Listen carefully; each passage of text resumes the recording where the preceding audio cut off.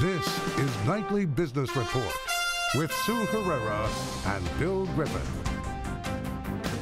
Oil breaks $70 and prices are near a 4-year high. They could go potentially higher when the president makes his decision on the Iran nuclear deal tomorrow. You don't have to buy exactly the right stock or buy it exactly the right time. The one thing you have to avoid is buying the single wrong stock or at the single wrong time. Buffett loves stocks, and there's one that he's particularly fond of. Controlling costs. Healthcare officials are targeting drug rebates. But will it help lower prices? Those stories and more tonight on Nightly Business Report for this Monday, May the 7th. Good evening, everyone, and welcome. Stocks climbed to start the week with the help of a big rise in energy stocks. But just as it appeared as if the bulls were in control, stocks got the wind knocked out of them midday when the president tweeted that he will announce his decision on the Iran nuclear deal tomorrow. That added geopolitical risk into the stock market. And when all was said and done, the Dow Jones Industrial Average rose 94 points to 24,357. It had been up as much as 200 points. The Nasdaq added 55, and the S&P 500 was up 9. As for oil, domestic crude broke through $70 a barrel to settle at its highest level since 2014. So how could the White House's decision on the Iran deal impact the oil market and the stock market? John Kilduff joins us now. He is founding partner of Again Capital. Good to see you, John. Good evening. So we know we will get a decision tomorrow, but we don't know what that decision is going to be or whether it will be a full decision, partial decision. How handicap for us what you're expecting from the market? Well, first of all I want to say is thank goodness, because I wasn't looking forward to waiting till next Saturday or this coming Saturday for this to occur.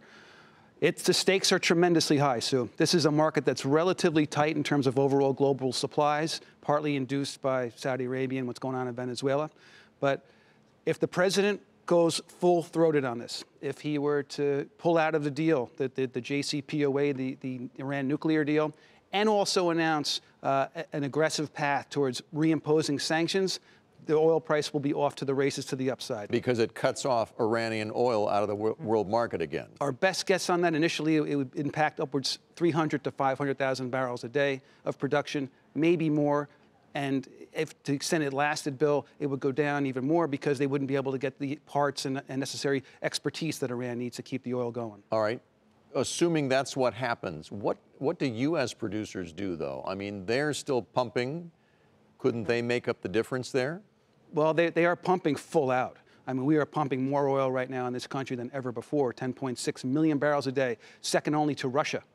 Saudi Arabia is behind us. All of OPEC is behind us now. But it's not enough. There's other problems out there, and there's also willful holding back of oil to the global market by our friends, the Saudis. What if the president says something along the lines of, we're not going to pull out, but we are going to renegotiate? And that's kind of a limbo. And that's what I think is going to happen. Actually, I do think the president's going to announce a withdrawal by the U.S. from the agreement, at least for now. But I don't think he's going to try to mess up things for Iran beyond that or the other countries involved. The last time we did this, the reason the Iran deal came together was there was unified world opposition to their nuclear program. They are complying with the deal, and the rest of the world stands against us this time in terms of trying to throw a monkey wrench into this deal. But President Trump pushes hard to begin with and seems to have a pattern of sort of falling back or working something out. I think that's what we'll see ultimately tomorrow. And that's why actually oil prices fell in late day trading back under $70 a barrel. So that's what the market's expecting. Still, though, I don't envy oil traders trying to handicap this tonight. No. This is what I call a cliff trade, Bill. It's either going to go one way or the other in a big way. See what happens tomorrow. John, thank you so much. Thank you very much. John Kilduff with Again Capital. Elsewhere, stocks have been anything but predictable for the past few months. The market, as you know, has rallied, then it's fallen back, then it's rallied again. And as Mike Santoli reports for us tonight, it may be time for the bulls to prove whether they are still in charge. It has been 60 trading days since stocks hit their low point of the year in early February, a loss of more than 11% from the January peak. And the S&P 500 remains nearly 7% underwater. The typical pullback of around 10% through history has taken fewer than 50 days to be fully recovered. This extended period of choppy trading has created some frustration among investors and has gone on long enough that new worries keep cropping up as explanations for the weakness. First, it was concern over rising interest rates and inflation. Then trade tensions, and now a slowdown in global growth and rising oil prices are offered as excuses for the stalled market. Yet there are good reasons still to view this 3-month retrenchment in stocks as indeed just an uncomfortable correction rather than the start of a deeper market downturn. For one thing, stocks' final surge to the January peak, up 7% in just 4 weeks, made the market so stretched and overheated that the payback phase is understandably taking longer. Also encouraging, few signs of serious underlying economic problems have surfaced in recent months. Companies are reporting 20% profit growth compared to a year ago, and forecasts for the next few quarters are holding up fine. The unemployment rate slid beneath 4%, yet without triggering a surge in wages that might lead the Fed to push interest rates up much faster. And finally, despite the nervous sideways pattern in recent months in stocks, the index's longer-term uptrend remains intact. None of this means the market is in the clear and set to recover the lost ground in a hurry. Geopolitics, political drama, typical summer volatility, and the midterm elections will remain in the news and on the minds of investors. But so far, the prolonged pullback of 2018 that has slowed down the bull market does not seem to represent its end. For Nightly Business Report, I'm Mike Santoli. Tens of thousands of Berkshire Hathaway shareholders were in Omaha over the weekend for the company's annual meeting. The gathering, affectionately known as the Woodstock of Capitalism, is an opportunity for shareholders to listen to Warren Buffett speak on a number of issues, business, to the markets, to his investments. And today he talked to our Becky Quick about a number of issues, including stocks, and one that he really likes in particular.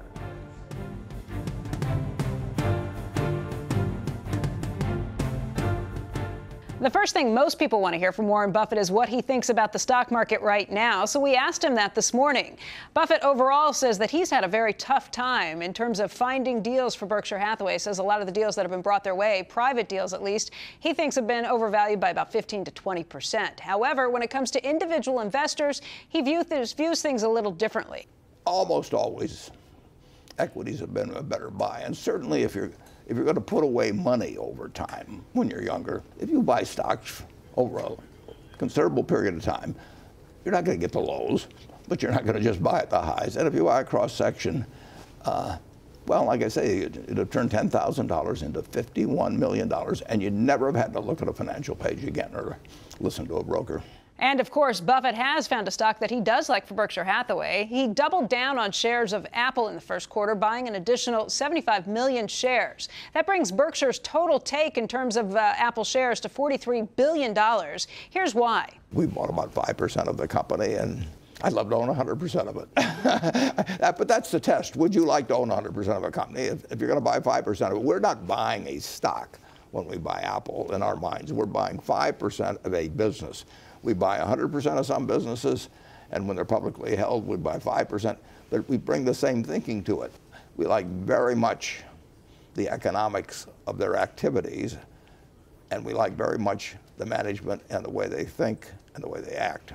Buffett also spent some time defending another one of Berkshire's top holdings, Wells Fargo. That is one of the top 10 holdings for Berkshire Hathaway. I think if you look at the 10-year record of Wells Fargo 10 years from now, you're very likely to find that it outperforms most of its competitors. Would you be buying more shares now if you could? You can't because of the bank thresholds. I don't want to give recommendations on which stocks to buy. In terms of Wells Fargo, Berkshire is the largest single shareholder, but they are a passive investor, and that's another reason he has not gotten involved with any of the issues that have come forward with Wells Fargo. For Nightly Business Report, I'm Becky Quick in Omaha, Nebraska. By the way, Mr. Buffett was also very critical once again of Bitcoin. Over the weekend, he called it rat poison, and he told Becky that it's an asset that creates nothing. The vice chair of Berkshire Hathaway, Charlie Munger, said similar things, as did Buffett's good friend Bill Gates. Bitcoin is worthless artificial gold, which, if it succeeded, would facilitate a lot of illicit activity. Now, that is not something I think the world needs. Bitcoin and ICOs, I agree completely. It's one of the crazier speculative things where it's not as an asset class, you're not producing anything. I would short it if there was an easy way to do it. There is a new first-of-its-kind Warren Buffett archive available to investors where you can search full Berkshire Hathaway annual meetings going back to 1994, and there's hundreds of hours of video. You can access it and learn more about it on our website, nbr.com. Time to take a look at some of today's upgrades and downgrades. We begin with McDonald's, which was upgraded to conviction buy from buy at Goldman Sachs. The analyst there cited improving sales at the fast food giant. Price target, $185. Shares of McDonald's were off a fraction today to $165 even. Amazon was rated outperform in new coverage from Telsey Advisory Group. The analyst cites Amazon's customer-centric approach and its relentless pursuit of efficiency in both new and existing businesses. Price target to $1,900.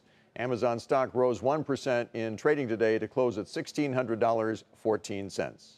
Shares of Celgene were downgraded to outperform from top pick over at RBC Capital Markets. It's not a bearish call, but it is still a downgrade. The analyst cites higher spending and slippages in its pipeline, but he calls the stock's valuation compelling due to strong expected cash flow. The price target is $118. The shares fell more than 2.5% to $84.57. Deere's rating was upgraded to outperform from in line over at Evercore ISI. The analyst there says the peak cycle in machinery stocks won't come until 2021, and the price target is $187. The stock was higher by 2% today to $140.22. Still ahead, the best way to ask for a raise and be successful.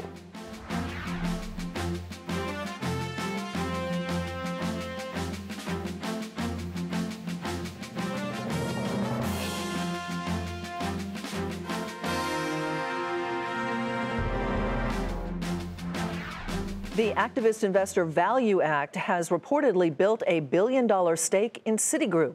According to Value Act's letter to investors obtained by the Wall Street Journal, there are no calls for any strategic changes, though it does suggest the bank increase its plan to return cash to shareholders. Shares of Citi moved initially higher in after-hours trading.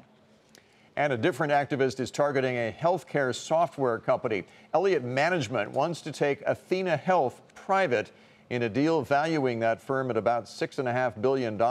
Elliott says that Athena should be growing a lot faster than it is, and it's not providing the appropriate returns to shareholders. Athena Health soared by 16% today in today's trade. The head of the Centers for Medicare and Medicaid Services made critical comments today about the drug supply chain and, in particular, drug rebates. And as Bertha Coombs explains, those rebates are becoming a focal point in the battle over rising drug prices. Trump administration health officials are talking tough about tackling high drug prices. Centers for Medicare and Medicaid Administrator Seema Verma took aim today at the confidential price agreements between drug makers and pharmacy benefit managers, or PBMs. The higher a manufacturer is list priced, the larger the rebate will be. And since rebates are calculated as a percentage of list price, and the higher the rebate, the more money that plans and PBMs get. So the bottom line is that all of the incentives are lined up for manufacturers to set higher and higher prices. And this isn't acceptable. Under current law, the government can't negotiate drug prices for traditional Medicare, but the administration is expected to unveil new requirements that instead of keeping those rebates, Medicare Part D drug plans would have to pass the savings directly on to the seniors at the pharmacy counter to lower their out-of-pocket costs. The CEO of CVS Health, which has a PBM and Part D drug plans, told analysts last week that wouldn't hurt his company's profits, but it could actually raise costs for seniors. You've heard, us and quite frankly others talk about the dynamic here that 100% of that rebate value in Part D, is passed through the plan design in the form of a lower premium. I think the concern that exists there is, as you model, that out, okay, what is the dynamic as it relates to beneficiary premiums going up? The director of health research at AARP says those rebates have helped keep Part D premiums lower. She says it's not clear just how big a trade-off there would be between lower pharmacy costs and higher premiums under a new policy. And that's why we've called for a more thorough analysis so we get a better idea of how many people are going to be helped by this idea, how much they're going to be helped by this idea, and then to get a better idea of exactly how much premiums are going to increase for everyone else, because of course our concern is that it could potentially put Part D coverage out of reach for a lot of beneficiaries. And she says consumer cost efforts alone don't get at the root of the problem: drug makers' abilities to set high drug prices. But analysts don't expect the administration to pursue price controls. There is an interest, obviously, in market-based solutions to some of these problems, but history has shown that market-based solutions can only get you so far, and certainly we have tons of real-life examples where you need both market-based solutions and regulatory solutions.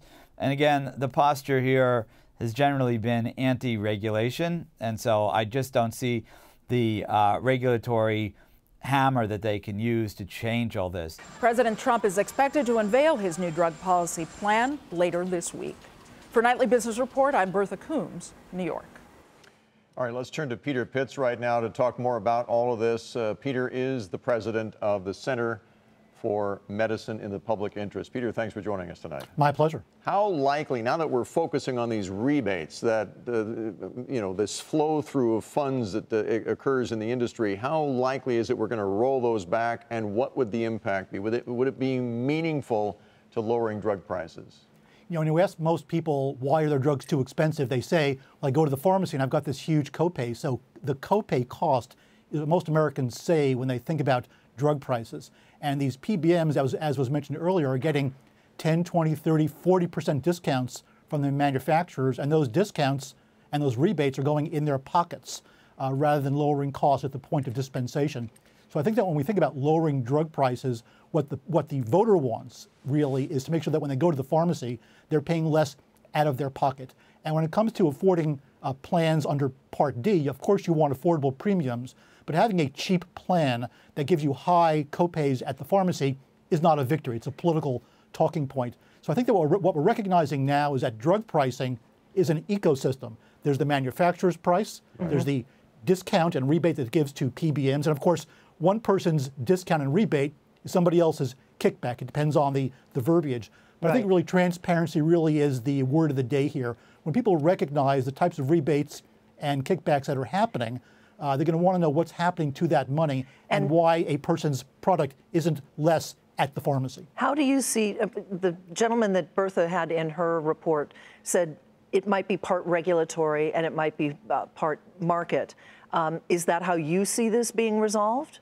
I'm a free market guy, and I think that PBMs and people within the ecosystem really need to say, listen, what we need to do is create a better system for access, and that means lower cost at the pharmacy. And that is there's a role for the pharmaceutical industry and for PBMs, and I think also for government. But I always think that good, solid self-regulation in doing the right thing drives any type of federal regulatory process. I know that HHS, Health and Human Services, under Secretary Azar, is considering a rule that would mandate that people at pharmacies get a share of those discounts. I think that's a great way to start, and CMS is the biggest payer in this country, and I think it will drive the practices of private insurance companies as well, or at least I hope so. Well, we'll see what the president says about this as well later this week. Peter, thanks again for joining us tonight. My pleasure. Peter Pitts with the Center for Medicine in the Public Interest.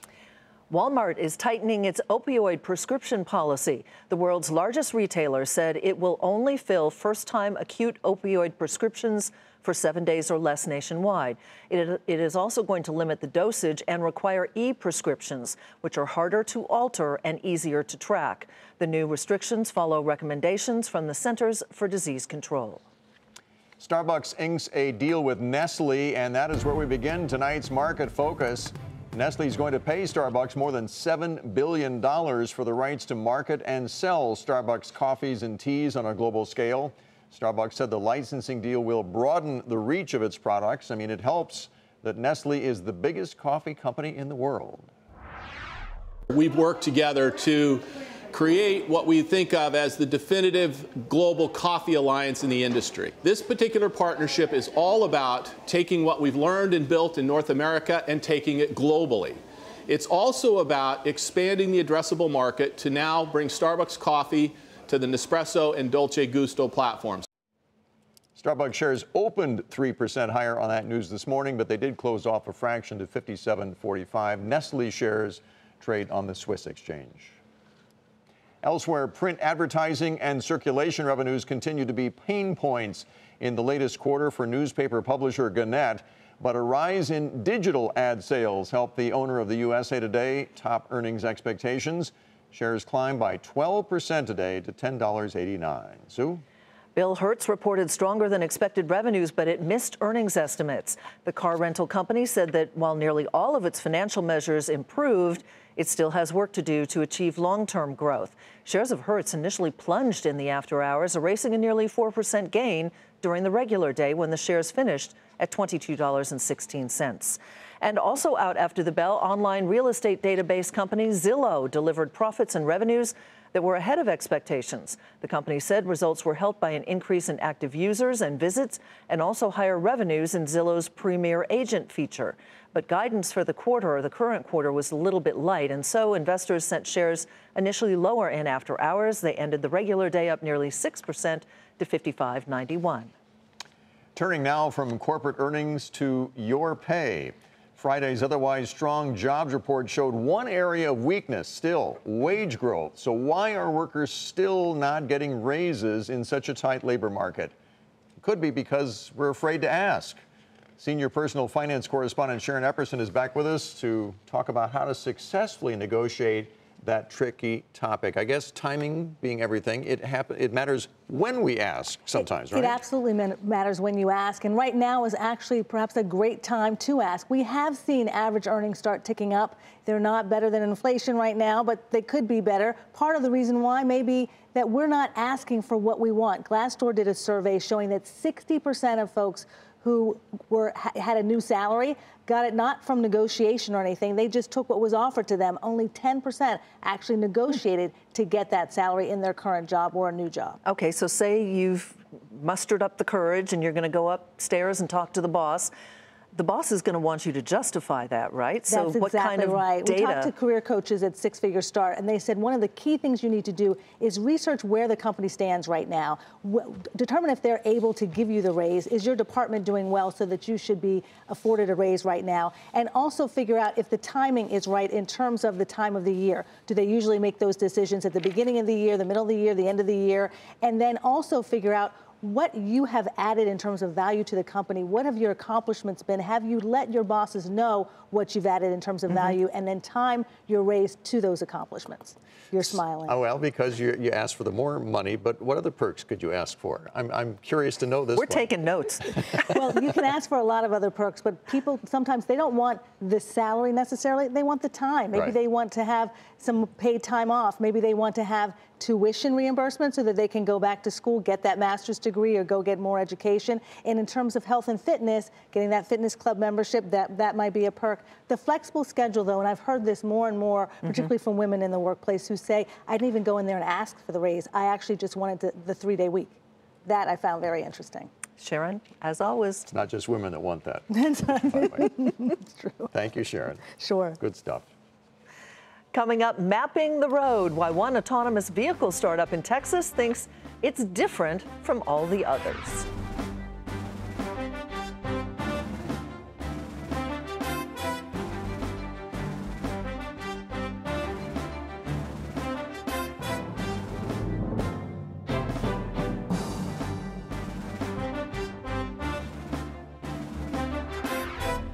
Artificial intelligence was part of the focus of Microsoft's Developers Conference. The company announced a $25 million 5-year program to encourage software developers to use artificial intelligence to help those with disabilities. CEO Satya Nadella said it's about using computing for social good. The initiative will include seed grants for startups, nonprofits, and academic research. And artificial intelligence was also the centerpiece of a new startup that is focused on making the fast-growing autonomous car industry safer. Phil LeBeau is in Frisco, Texas for us tonight. A new autonomous vehicle ride-hailing service starting this July here in Frisco, Texas, just outside of Dallas, believes artificial intelligence and deep learning are the keys to ensuring that self-driving vehicles can safely operate on the streets, picking up people, not hurting pedestrians or hitting other vehicles. Drive AI, which started 3 years ago in the Silicon Valley, believes deep learning, or the ability for a vehicle's brains, the computers, the sensors, to constantly update what they are seeing, what they are learning about a particular area, will allow its minivans to service an area here in Frisco that will be geo-fenced, essentially a designated route where people will be able to call up on an app, I want the van to pick me up. The CEO of Drive AI believes, despite the concerns about whether or not the computers inside of autonomous vehicles are safe out on the streets, he believes the technology is improving. The cool part about this entire AI approach is that as this vehicle gets more data and experience, it's going to continue and learn and get better. Drive AI believes the autonomous vehicle ride-hailing program that starts in Frisco in July can quickly expand to other cities and other areas where it will be on a designated route where people will gain confidence using a self-driving vehicle. Phil LeBeau, Nightly Business Report, Frisco, Texas. All right, before we go tonight, here's another look at the day on Wall Street. The Dow was up about 94 points to 24,357, but it had been up as much as 200 points. The Nasdaq added 55, and the S&P 500 was up 9. We will see what happens in tomorrow. And especially that price of oil. We'll see what happens after the president announces that. That's at 2 o'clock Eastern time tomorrow. And that will do it for us on Nightly Business Report tonight. I'm Sue Herrera. Thanks for joining us. I'm Bill Griffith. Have a wonderful evening. See you tomorrow.